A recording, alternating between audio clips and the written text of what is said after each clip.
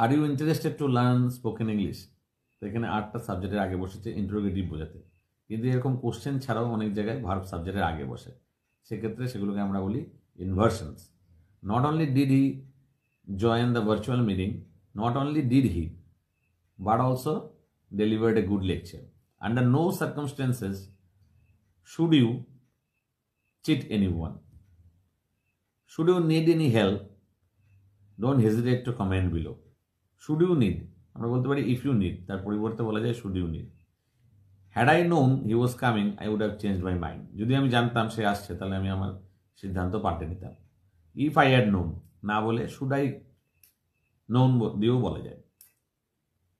Bappa speaks good English, so does Suman. কম্পারিজনের ক্ষেত্রে আমরা একটু ইনভার্সন করতে পারি, এরকমও বলা যায় so Suman does as well. ঠিক আছে।